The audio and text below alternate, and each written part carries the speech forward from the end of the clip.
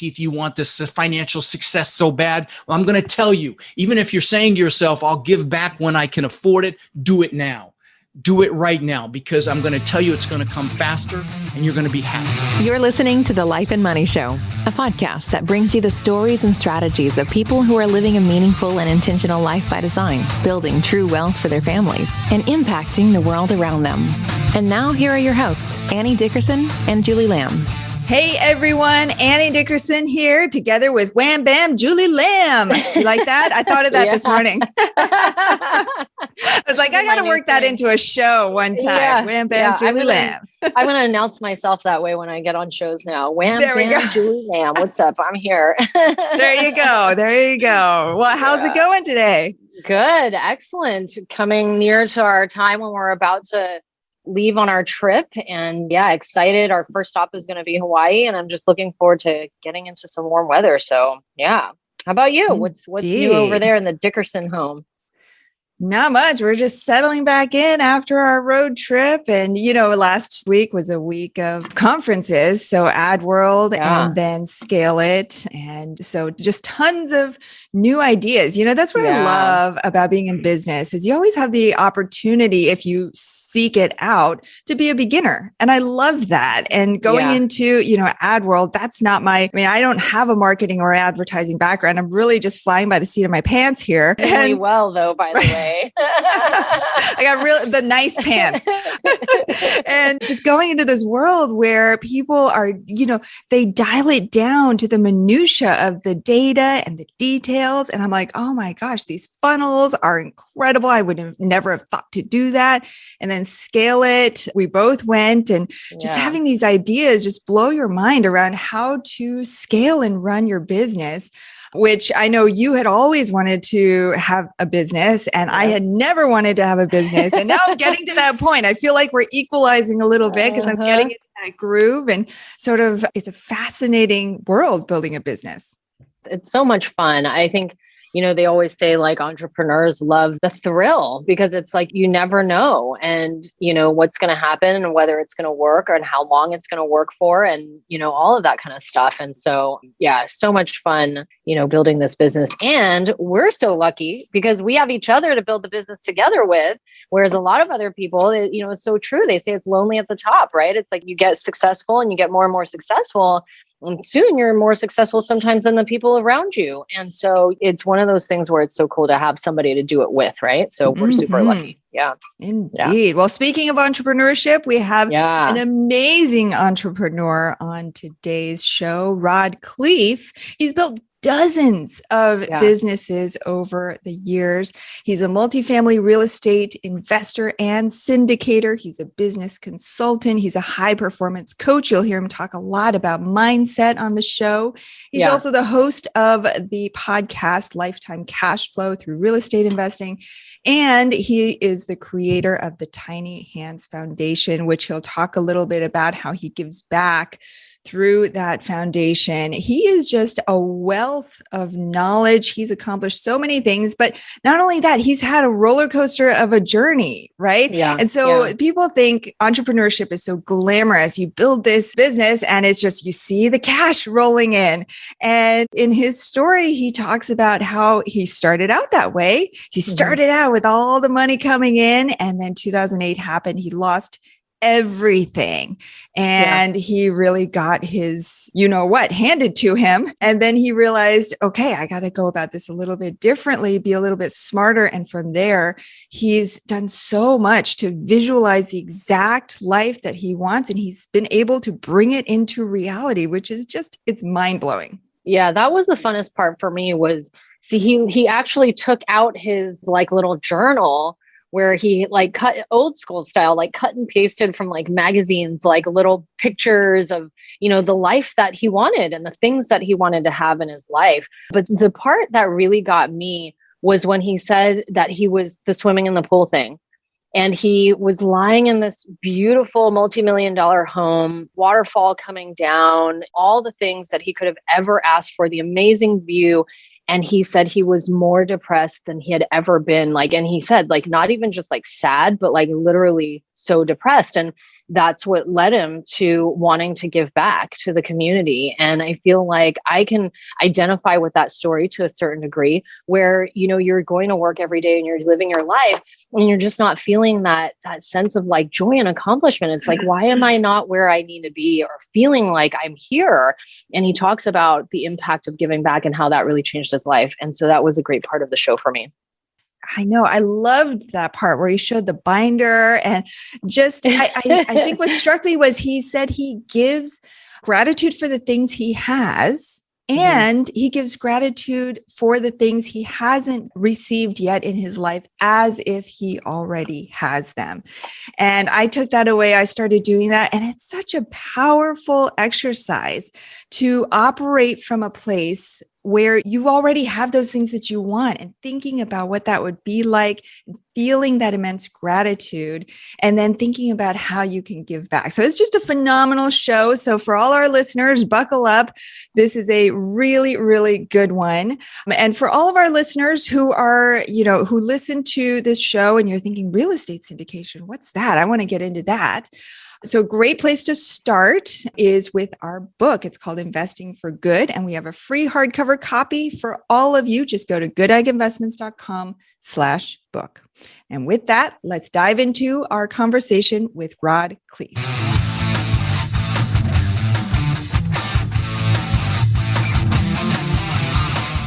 Rod, welcome to the show. How are you? Oh, I'm fantastic. We're going to have such a fun time today. It's great to meet you guys. And I guess we had touched base once before on social media, but it's wonderful to meet you in person. And I'm really looking forward to this episode. That's right. For our listeners, we were just talking about this before the show, how back before I had quit my W-2 job to go into real estate, Rod was one of the people I messaged on Facebook. And I was like, Rod, what do I do? Should I quit? Should I not? And he gave me some really great advice. So I'm excited to dig into all of your infinite wisdom today. Now, Rod, I remember back when I was first getting serious about real estate investing a few years ago, I listened to every real estate podcast I could get my earbuds on. And when I heard your story, it really resonated with me, how you had worked incredibly hard and saw incredible success early on, how you were able to build your dream home, this mansion on the beach that you described through all these podcast stories. But then you had this aha moment that wasn't actually what fulfilled you. So can you start by taking us back to how you got started in real estate and business in the first place, and share with us the journey that led to that moment when you were floating in the pool and you realized that what you were chasing wasn't actually providing the fulfillment you were looking for? You bet. Well, I'm going to take you way back. So I immigrated. I'm an immigrant. I was born in the Netherlands, in Holland, you know, wooden shoes, windmills. And I immigrated with my brother, Albert, my mother's Vantje. And I remember, I have one memory of that, my mom crying when she saw the Statue of Liberty, because we actually took a boat into New York Harbor. We ended up in Denver, where I lived for 30 years. And we struggled. In fact, I remember we ate expired food. We drank powdered milk with our cereal in the morning. And I wore clothes from the Goodwill and the Salvation Army until I lied about my age when I was 14 and got a job at Burger King so I could buy my own clothes. And so we struggled. And, you know, luckily, my mom had an incredible work ethic. So she babysat kids so we'd have enough money to eat. And we always had a house full of kids. And she was also a bit of an entrepreneur. And with her babysitting money, not only did she invest in the stock market and make money, but she also bought the house across the street from us when I was about 14 for about $30,000. And then a couple of years later, she told me she'd made $20,000 in her sleep. And I'm like, what? Screw college. Mom, I'm getting into real estate. So I actually got my real estate broker's license back then, which you could do with education. Now they got smart. You need some experience before you can become a broker. I wasn't just an agent. I was actually a broker. And I was going to be rich selling other people real estate. Well, my first year in real estate, I made about $8,000. My second year, I made about $10,000. But my third year, I made well over $100,000, which back in 1981 was pretty decent money. So what happened between year 2 and year 3 that caused me to 10x my income? Well, what happened was I met a guy that taught me about the importance of mindset and psychology, how not truly 80 to 90% of your success in anything is just that, your mindset and your psychology. Only 10 to 20% is the mechanical information, real estate investing, entrepreneurship, whatever it is. And, fast forward to today, I've owned a couple thousand houses that I've rented long-term. I mean, we bought 2,000 apartment units in the last 2 years. In 2006, my net worth went up $17 million while I slept. And if you want to do the math on that. You beat out your mom by just a little bit. I beat out my mom, yeah. If you want to do the math, it's a little over $8,000 an hour over the year on a 40-hour work week, which of course I did. And anybody that would hold still long enough, I was bragging about it. I thought I was a freaking real estate god. I could barely fit my head through a door. And you know how that happens? When that happens, sometimes God or the universe will give you a nice little smack. Well, that was 2008. I lost $50 million in 2008. I lost everything. And so one of the things that I enjoy talking about, if you'll humor me, is the mindset it took to have 50 million to lose in the first place, but then or maybe even more importantly, the mindset it took to get back to the success that I'm blessed to have today. So I'm happy to drill down on that a little deeper if you'd like. Oh, yeah, absolutely. Mindset is a big topic that we talk about here, especially, a lot of the investors that we help are, people who don't know a lot about real estate or people who haven't really dived into their finances, or women are often intimidated by finances and real estate. So that mindset piece is huge. So please talk to us about how you got that mindset piece. Sure. Well, really, it's kind of simple in a way, in that it's knowing what it is you want and why you want it. One of the first things that I do at my boot camps, I do these boot camps teaching multifamily like you guys do as well. And one of the first things we do is a goal setting workshop, and it's really goal setting on steroids. So what I'd like to do is describe the process, so you don't have to attend if you don't like it, but I think it'll add value to your listeners. So if you're listening or watching and you've got a pen, I'd take some notes on this. So what you want to do is you want to pick an hour that you have a lot of energy. So you don't want to do it after a meal. You make sure you're well hydrated, drink a lot of water. And you're going to sit down and write down everything you could ever possibly want in life. Okay. All the stuff. Okay. There's nothing wrong with stuff. And so the houses, the cars, boats, jet skis, planes, jewelry, clothing, whatever it is, write it down. Write down how much money you want in the bank in 3 years. Write down how much money you want in the bank in 10 years. Write down how much cash flow you want from your investments, say in 3 years and in 10 years. And just write down everything you can think of. Write down all the things you want to do in this lifetime. Maybe you want to climb every mountain over 14,000 feet, or jump out of a perfectly good airplane like I did a couple years ago, which I will never freaking do again. But whatever it is, write it down. What is it that you want to do? Write that down. Also write down, the places you want to go, the places you want to visit. Like behind my green screen here, I've got vision boards. One of them is a travel vision board of the places I love, I want to go again, and places I haven't been. So write down all the places you want to go, write down all the things you want to do. Also write down all the things you want to learn. Okay. If you want to learn a skill set, learn a foreign language, write that down. So it's not just the stuff, it's everything you want to do, be, or have. Also, you're going to write down all the things you want to learn. If you also write down who you're going to help, because as human beings, we'll do more for others than we'll ever do for ourselves. And you want to use this. Okay. This is the fuel that's going to get you to build that future that you deserve. So write down who you want to help. For example, I bought my parents a house here on a canal when my dad was alive. I took them on cruises, bought them a car. Who do you want to do things for? Write that down. Then once you can't think of another thing, I want you to look at this. And by the way, if you're analytical, don't stop and analyze your answers. You can always scratch them out later. Just keep writing until you can't think of another thing. Everything you can think of, big, little, everything. And by the way, I forgot to mention, this is hugely important. Take the lid off your brain. Imagine if you write it down, you're going to get it, because there's truly nothing you can't do, be, or have. You just have to declare it.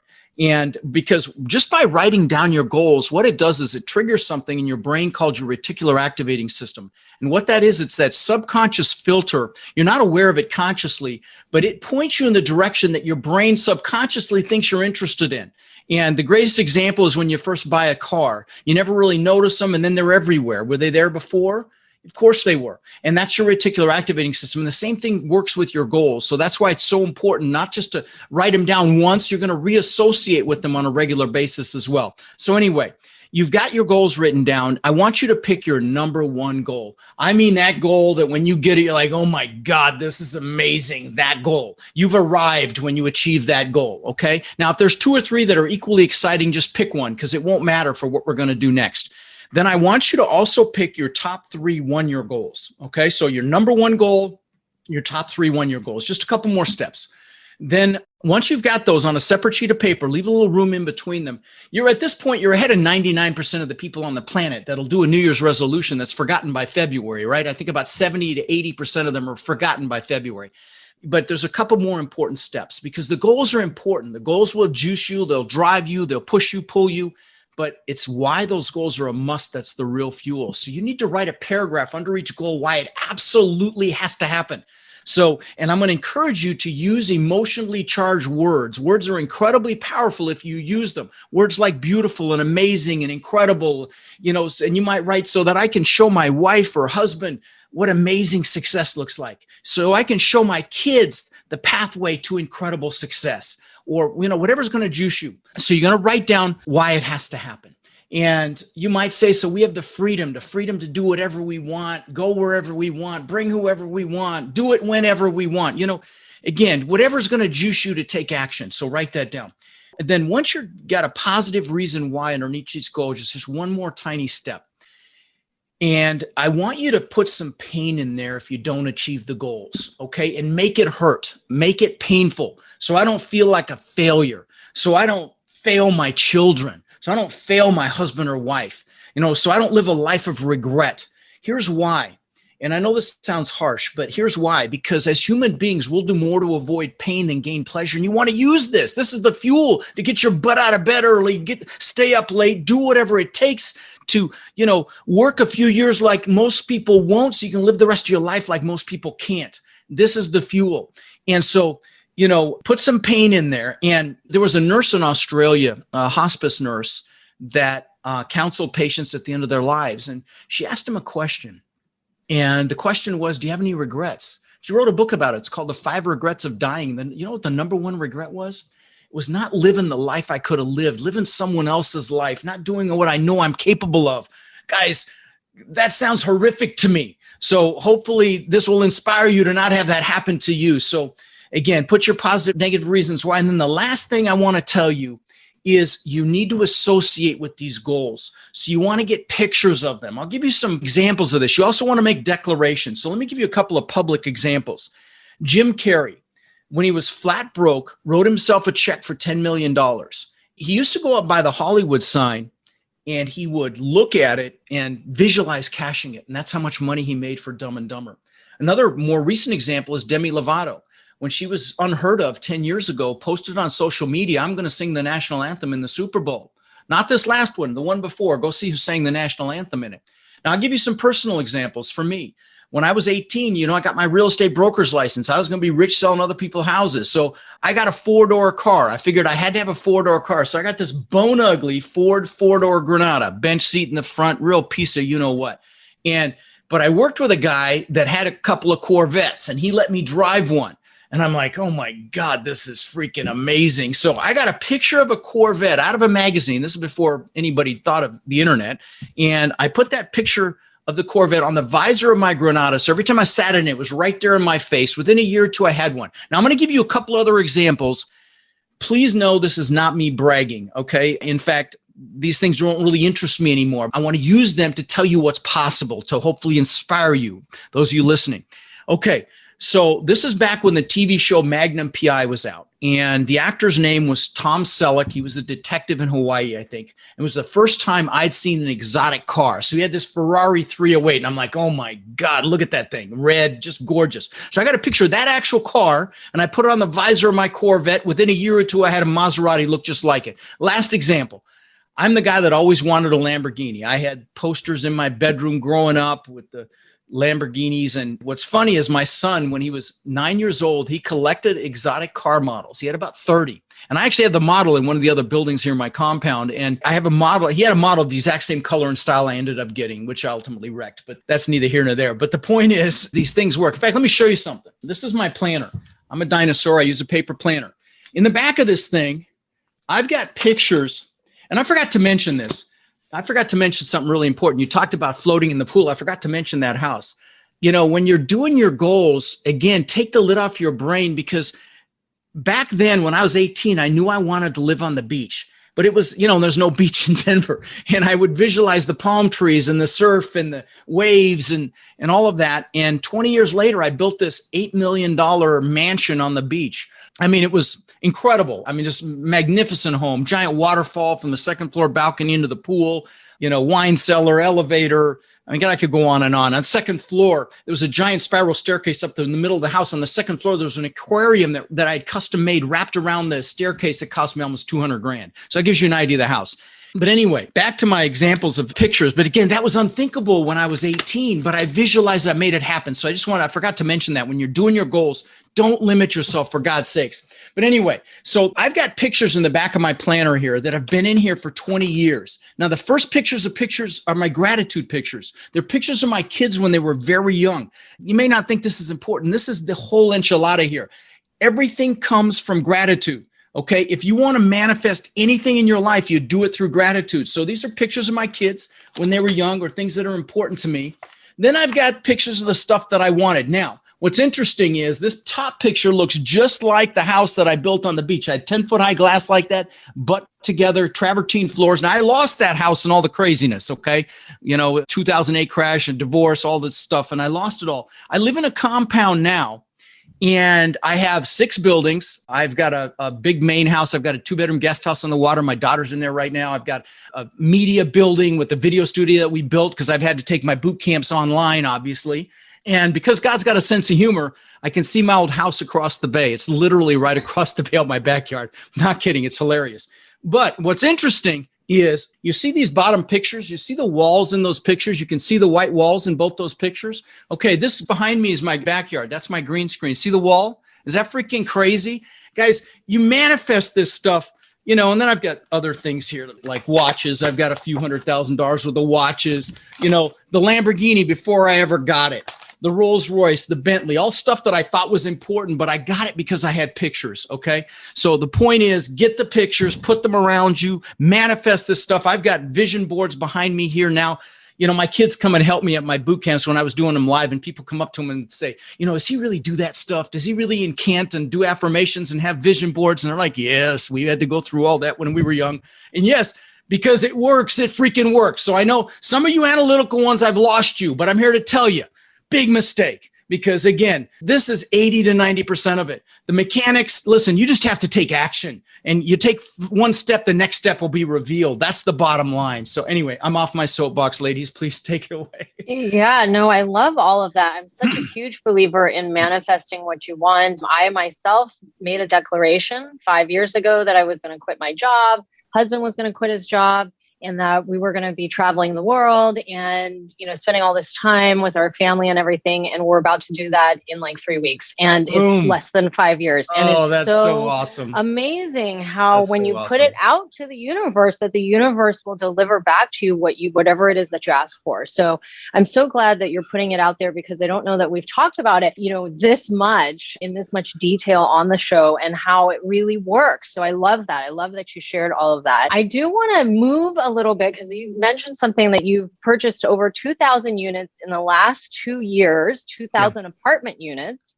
So I want to transition a little bit into that. On the show, we talk a little bit about inspirational stories, and then kind of the other half of our show is more strategy type stuff. A lot of our listeners are passive investors or investors that are looking to build and grow their wealth. So talk to us a little bit about how you got started in the apartment space, one, and then want to know kind of, you know, what do you think it takes to get into apartment investing, either as active or passive or both?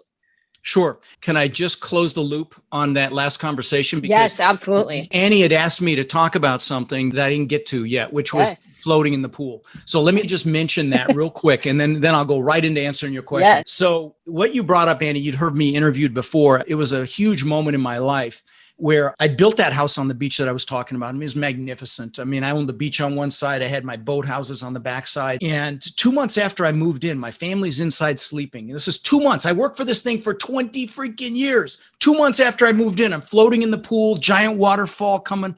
The pool was in magazines. It was spectacular because I had these special trees put in, all this stupid stuff. But anyway, I'm floating in the pool and I'm looking up at this testament to my ego, which is really what it was. I built this thing to prove to the world I was good enough. Like we all have stuff happen to us when we're growing up, playground stuff and things that impact us negatively, bullies and stuff. And I had a lot of that because I didn't speak English. And so I built this thing to prove to the world I mattered. And it's embarrassing to admit that, but it's the truth. And I'm looking up at this thing and I got really depressed. And I'm like, what the hell? This is 2 months after I moved in. What's going on? I've just achieved success like times 10,000 and I'm depressed. And I mean, I was really bummed. It's not some like little thing. And so I'm like, what the heck's going on? And what I realized is there were three things happening.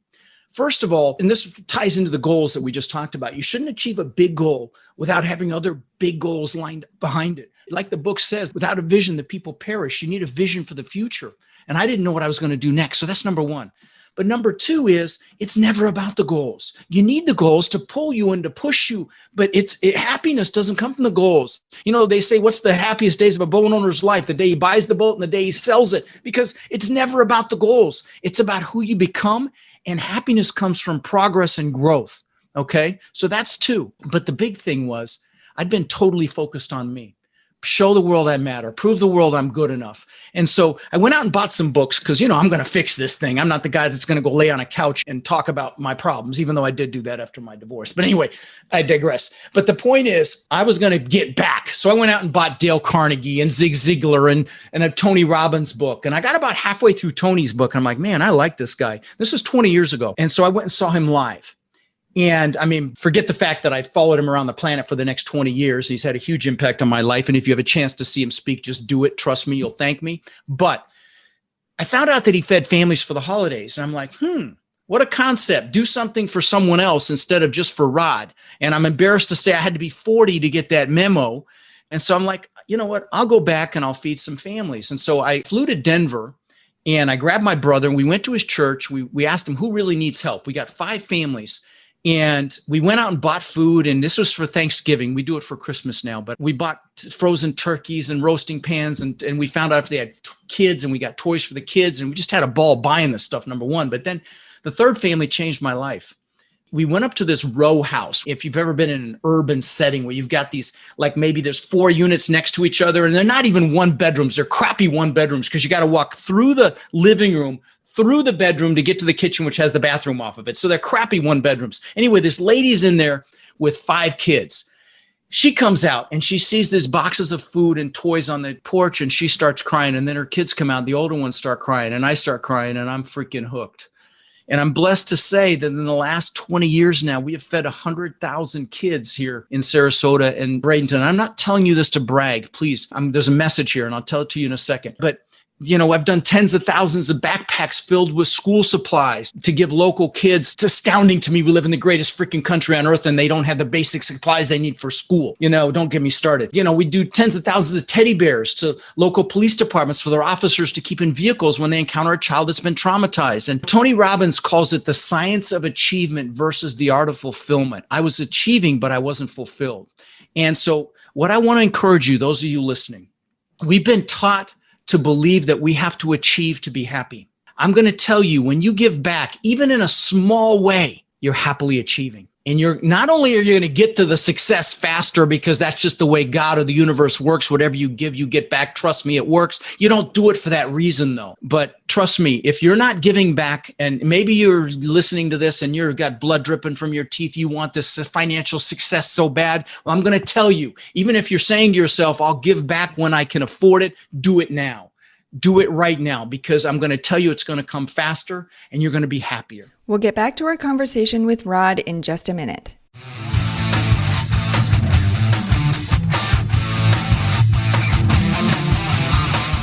Have you been thinking about investing in real estate but aren't sure you have the time or the desire to manage the investment? Perhaps you're afraid, like we were, that you'll make the mistake of choosing the wrong mortgage or the wrong team and lose your entire investment. Well, that's exactly why we created the Goodegg Investor Club. We do the work of identifying solid real estate investment opportunities in the best markets around the country and then partner with you to acquire these investments, and then we'll all share in the returns. We'll identify the growing markets, strong, experienced teams, and the solid deals.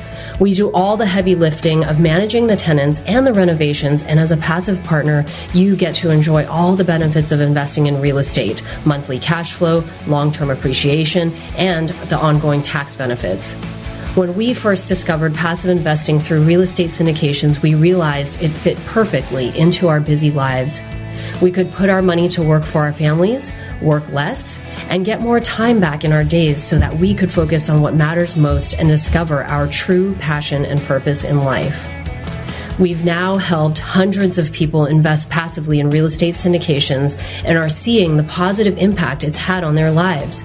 We invite you to partner with us by joining the Goodegg Investor Club today so you can start putting your money to work for you and get more time back in your day, because we know that when people have more time in their days, they can do the true work they were intended to do, and the world will be a better place. To sign up for the Goodegg Investor Club, go to goodegginvestments.com/invest and we'll take it from there. That's goodegginvestments.com/invest.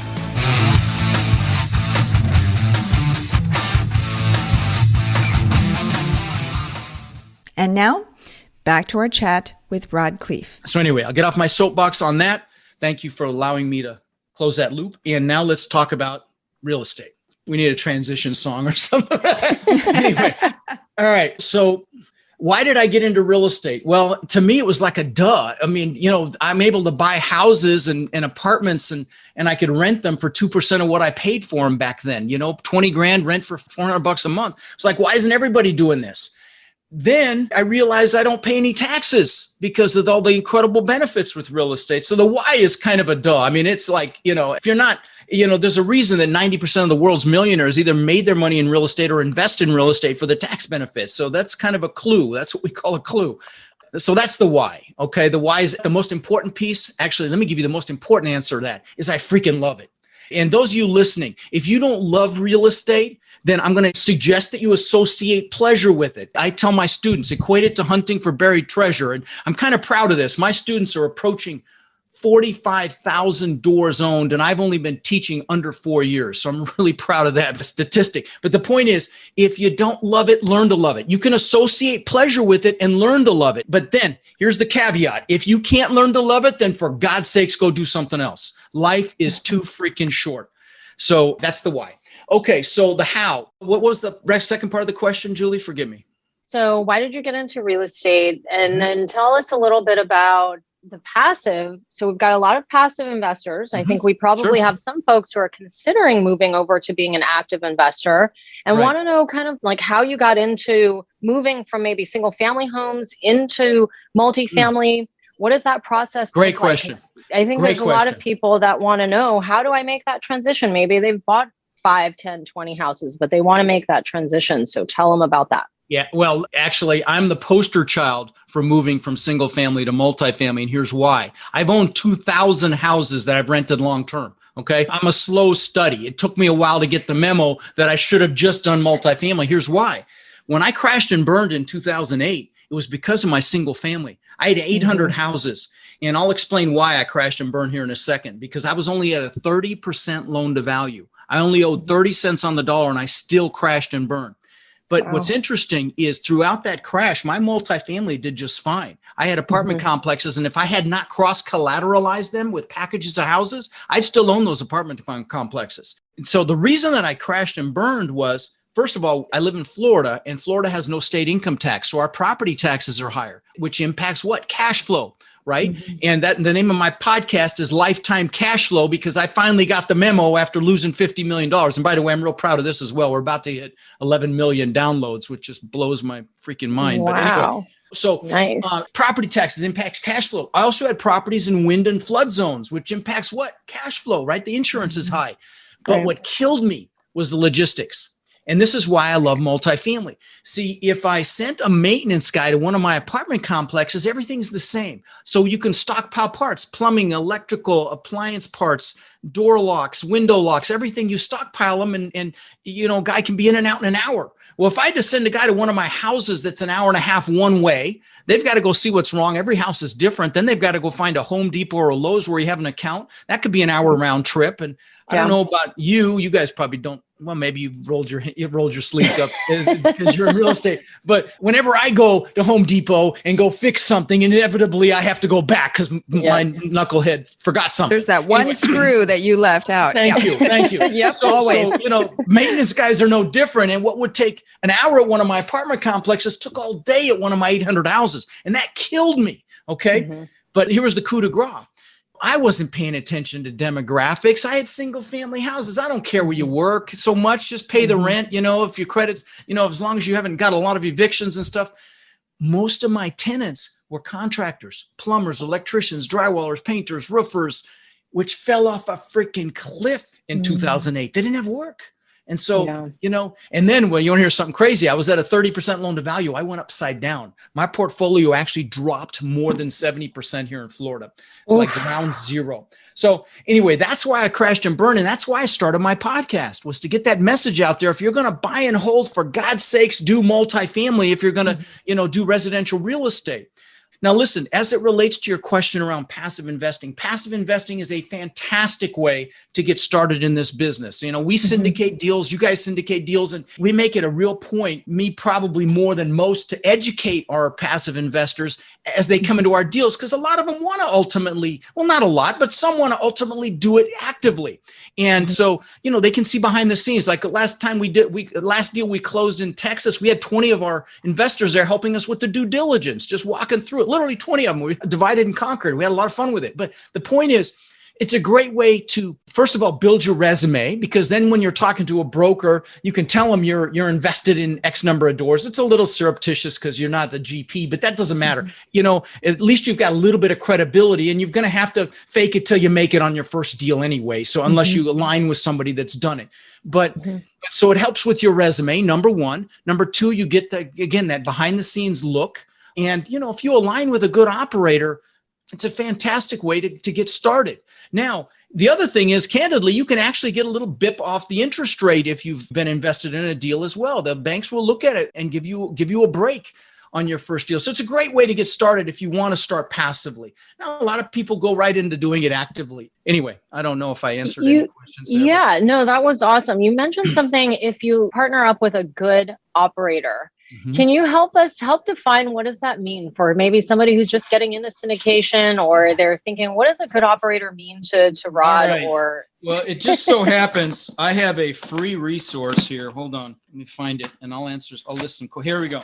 Questions to ask a general partner before you get into syndication. If your listeners want this, they can just text partnership to 72345 if they're in the United States. And it's a list of about 50, just almost 60 questions.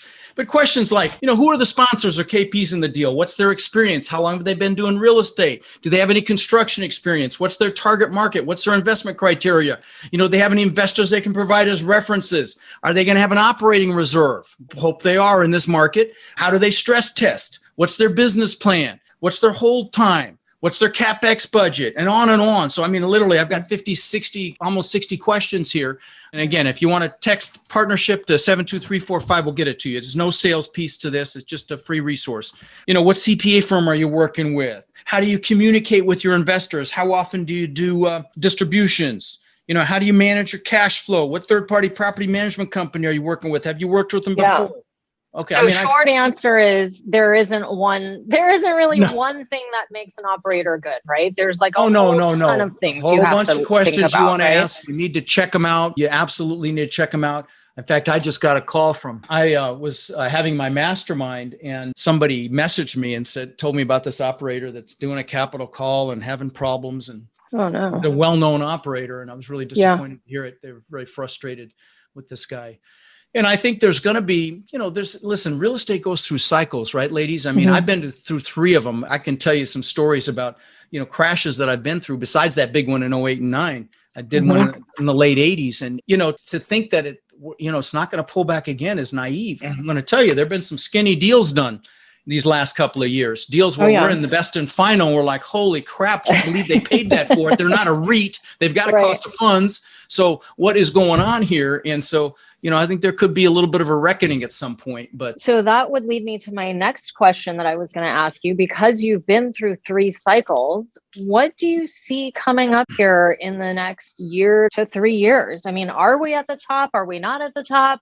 We're seeing a lot of the same things. We're putting offers on properties and then they're going for millions over the number where we could barely make the deal pencil. So where do you, how can this kind of continue? Can it continue? Is it market specific?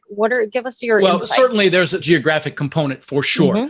That said, there's got to be a correction. I did a YouTube video. I don't know if you guys put these on YouTube. By the way, if you don't, you should, because I just found out my YouTube videos were watched for 40,000 hours last year. Nice. Blown away. Yeah, because just by putting our podcast episodes out there. But anyway, I did a YouTube video on the coming real estate crash of 2021. I was a little ahead of my time. Okay, granted, I don't think it's going to happen this year.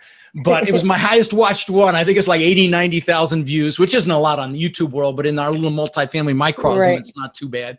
But anyway, I think that there are a lot of things happening. I think the current political environment is going to really screw things up. They're talking about eliminating the 1031 exchange. Good God, what he's thinking. And some of these taxation ideas they're coming up with are just the dumbest thing ever. Don't get me started on that. But the point is, I think they are going to I think this administration is going to cause the crash based on what they're doing. And if not, we're definitely going to have inflation.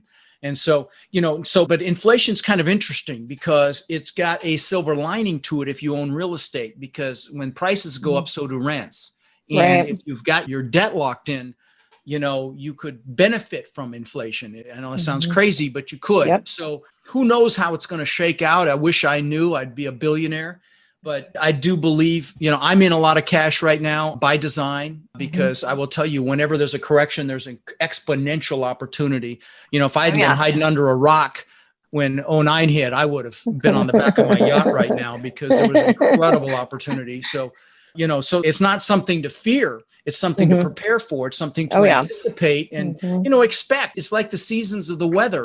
Right now we've been in summer for a long time. And I think we could be in fall actually, but who knows? I wish I knew. I hope I'm able to buy a few more assets before. Well, who knows? Because when it happens, there'll be, like I said, there'll be incredible opportunity if and when it happens. And it may not. I mean, you know what? My kids love to tell me, are you tired of being wrong? Because I'm wrong all the time. All right. Last question before we move on. Tell us about COVID. What has the impact on the apartments that you own, on your strategy moving forward? On my ability to talk today? Yes. Poor thing. Yeah. Because like I was telling you guys, I just literally got over it. I'm in day 9 and my wife is in bed and has been, and COVID sucks. I just got to tell you, it is not fun. And I used to make fun of people with their freaking masks, and especially in their cars by themselves, but no more fun of anybody, because, it was no fun. But, listen, it has impacted our C-class assets more than our A and B assets, but we've been okay. It hasn't been that bad. We've got a couple of assets where we've got some people that we're trying to help get their hands on that federal funding. And there's some deadbeats out there taking advantage of it. You're going to have that. But I tell my students to avoid D-class assets or C- assets, because, those are the ones that are getting killed. Except, obviously in the blue states that are really anti-landlord, that, forgetting that, if you've got a D asset, those are the professionals that'll do everything they can to get out of paying rent. And, you just don't want that brain damage. I've had those assets. I've had assets where I bought the whole street and they blocked off the street to slow down the drug traffic, not to end it, just to slow it down. God. You don't want that brain damage. Cut a hole in the front door to pass the crack through. Yeah, no, you don't want that. So stay away from D assets. So what we like is A, B, and C assets in A and B areas. That's really our MO, and I'm sure that's yours as well. Yeah, and it's good to hear. I think it's important for the listeners to hear that, the impact hasn't been that bad. It's been the same for us across our portfolio, and it really depends on the types of assets that you're buying, and to make sure that you're careful about that. Multifamily is incredibly resilient. Even after the 2008-9 crash, within 3 years, rents had exceeded pre-crash levels within 3 years. And so, again, if I hadn't cross collateralized in my infinite wisdom to save 50 basis points, a 0.5% interest, putting packages of houses with these apartments, I still have those apartments. So, Everything happens for a reason, Rod, and you wouldn't be here sitting, talking with us and inspiring everyone in our audience, had you not gone through that. So love your story. All right, we're going to transition and we're going to move into the Life and Money Show Spotlight round, where we're going to ask you a couple of questions around life and money. So the first question is, what is one thing that you're doing right now? And I know there's many, but what is one thing that you're doing right now to live a meaningful and intentional life by design? Well, I make it a point to go find my wife, because I work here at home. To go find my wife about every couple of hours and grab her and love on her. And I don't just say, hey, I love you. Oh, hey, I love you. No, I grab her face and I say, no, I don't think you understand. I freaking love you. And I connect with her in that moment. And so I do that. I take time to go outside and walk. We've got 2 acres here on the water. It's spectacularly beautiful and inspiring and serene. And so I spend time out there. And, I spend time every morning manifesting the things that I want. So I'll sit in this recliner behind me. And by the way, there's some of the hundreds of thank you cards. You can't even see them all. They're behind the green screen here. God. From students that have sent me in the last 4 years whose lives have been impacted. In fact, I just got a letter from a guy today. This doctor said, hey, I went to your, can I just brag for a minute? So I just got this, writing to say thank you and follow up on your request for success stories from your students. I enrolled in your boot camp. 2 months after enrolled, I found an off-market 196 unit, closed on it last Thursday, 11 million. We've got another 340 unit under contract. I'm not going to give you his name. His name's Frank, but he's a dentist. But wow. I mean, you talk about doing what you love, and I'm sure you guys get this kind of feedback as well. It's it's like I'm addicted. Truly, I'm addicted. Like here I am. I should be in bed, honestly, because I'm still at about 70% maybe. You heard me coughing, but I love this so much that here I am. But anyway, I don't remember what the question was. Right? Oh, that wall. Yeah. Is your new Lamborghini, right? No, like the feeling that you get. That's why I live my life. And anyway, what I was going to show you is there's vision boards on the floor back there. You can kind of see them on the floor. Recliner. So every morning, what I'll do is I'll sit and I'll just do gratitude. I'll do gratitude for my amazing, beautiful wife. She's spectacularly beautiful, more beautiful on the inside than the outside. I'll do gratitude for my kids, for my students, for my foundation. But then I'll do gratitude for the things that I want as if I already have them. And I'm going to lose some of the analytical ones on this, but I'm just telling you, this is how I got 50 million to lose. This is how I got back to what I have today. So it freaking works. But I do gratitude, and I get emotional sometimes being grateful for things I don't even have yet. Okay. Because it freaking works. So again, poo-poo it at your peril. Anyway, that was a long answer to your question, but I love it. Despite all your success, still have the ability to go outside and walk the grounds and appreciate everything that you have. Because I think all too often, sometimes people will get to a certain level of success and look around and not feel appreciative or grateful for the things around them and feel like it's still not enough. And let me share something real quick. I told you I'm about 11 million downloads. I've interviewed mega millionaires, a couple billionaires. And I can tell if they're like I was before I had my epiphany. And some of them are real good at hiding it. But if I can see that narcissism or I can see that need to prove oneself, I feel sorry for them because they're not successful. They may have that financial success, but they're unfulfilled. They're unhappy. I can see it because it was me. Oh, yeah. Yep. So, I know. Anyway. I know what you mean. Love it. Love it. Okay. Second question is, what is one life or money hack that you might be able to share that'll make an impact in others' lives right now? Whew, more than I just gave, huh? Let's see. Come on, Rod. You got one I will tell you. Again, of course, giving back, you've got to do it. I said that. You've got to manifest these things. You got to decide what you want, why you want it. Life or money hack. Or an investing hack. Listen, my most successful students are the ones that are willing to do what others won't. If you're willing to do what others won't, success is inevitable. Like when I first started buying houses in Denver, I would go knock on doors of people in foreclosure and I'd say, hey, and I'd put love on my face. And I'd say, hey, I know you're having some trouble. Let me see if I can help. I bought 500 houses that way. And who does that? Well, I did, and it worked. I've got students that knocked on doors and they're made millions over it. And so there's a hack. Just being willing to do what others won't. My son, he's cold calling business owners for roofing in Denver. And again, he hated it when he started, but now he's going to be the best salesman up there. He's going to come work with me too now, thank God. But anyway, Again, being willing to do what others won't, I think, is really important. And being a problem solver, putting on your problem solver hat. Most deals have some hair on them. They're a little bit, there's some challenges. And if you can look at them and look at ways to make them work, you can put deals together that other people hadn't thought of if you're willing to be creative and innovative. Yeah, that was what I was going to add on top of that is, well, be willing to think in ways and think about things in ways that other people don't as well, I think is a nice compliment to, willing to do what others don't want to do. So I love that. Look at Airbnb and Uber. There's some people that thought in different ways, right? Yep, 100%. 100%. Yeah. All right. Third question and last question. What is one thing that you're doing right now to make the world a better place? Well, I've showed you a few besides, the foundation. It's funny. They found this toddler waddling on a 6-lane highway here in Sarasota. It's been about a year now, but they didn't know who the parents were. They found the parents after a few hours, but there was a picture in the newspaper and the kid had one of our bears in his arms. And that was the first time that initiative had been validated for us.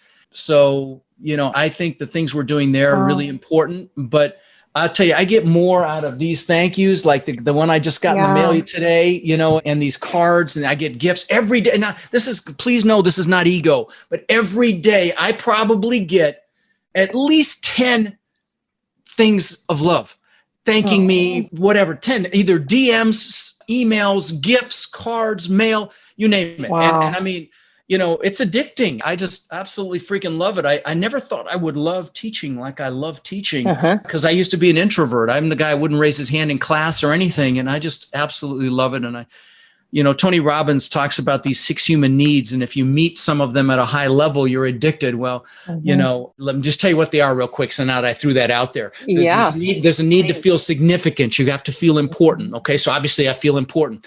There's a need to feel certain, to know that, the roof's not going to fall in. Certainty. That's another need. God's got a sense of humor. So another one is uncertainty. Surprised. That's the one I struggle with the most with my wife. I want to surprise her and shake things up a little bit. Then there's love and connection. Not just like I told you, I grab her face and I connect, love and connection. And the last one is, and then there's growth, in a relationship. If the person feels like they're growing in the relationship, then that's a human need. They also contribution. You need to contribute to them, but you also need to allow them to contribute to you. Almost all of those are met at a high level for me with this business. And so anyway, I know I went off down a side road there, but anyway, thanks for humoring me. Love it. Rod, your story is an absolute inspiration. I think I speak for Julie and for all of our listeners that through everything that you've shared today, you've not only provided a ton of value, but you've also shown us your heart and your compassion and your genuine authenticity through everything that you do, from investing to family to helping others to helping your students. So I am sure that our listeners are going to want to follow up with you and learn more. So what's the best place that they can go to connect with you?